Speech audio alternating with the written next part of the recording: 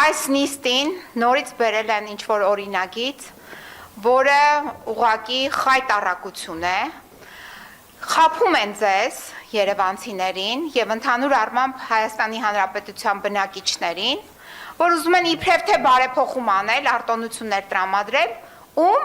ովքեր գեներացնում են, արտադրում են աղբ այդ մարդկանց համար։ Ուրեմն տեսեք, ամբողջ գաղափարը աղբի հետ կապված, դա պետք է տրամաբանության մեջ լինի, որ աղբի արտադրություն արկա է Երևան քաղաքում։ Հսկայածավալ աղբ է արտադրվում, հետևաբար այդ աղբը պետք է մշակվի, պետք է այդտեղից սկսեին աղբահանության խնդիրը լուծել, այլ ոչ թե բարձրացնեին աղբահանության վարձը,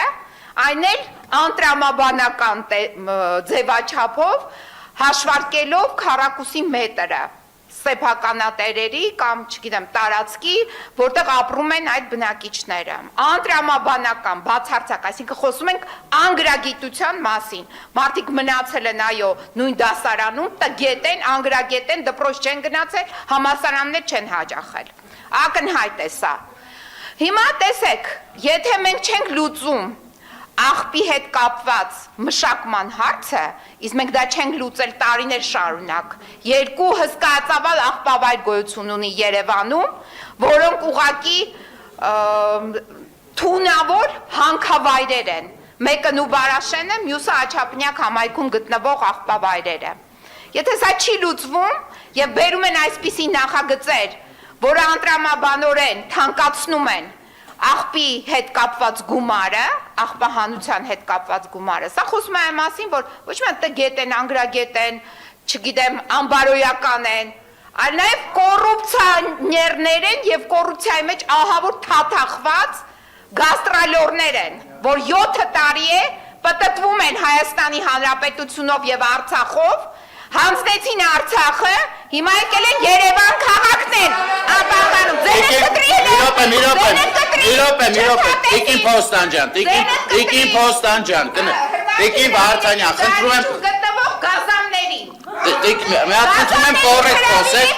մի հատ կոռեկտ խոսեք, Տիկին Փոստանջան, Ես իմ ամեն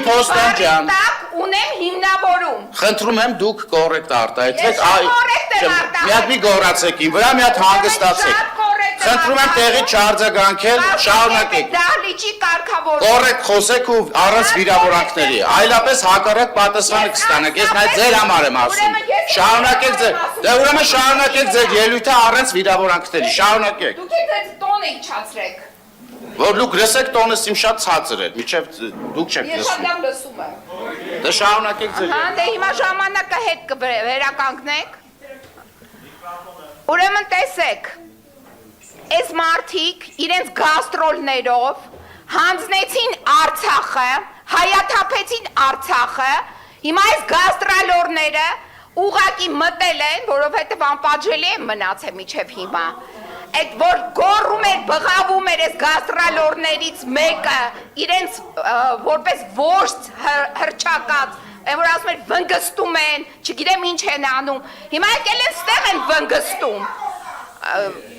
ասեցի ձենդ կտրի, ասեցի Տիկին Փոստանջան, ուրեմն այս գաստրոլորները եկել են մտել են երևանցիների գրպանը տարբեր միջոցներով,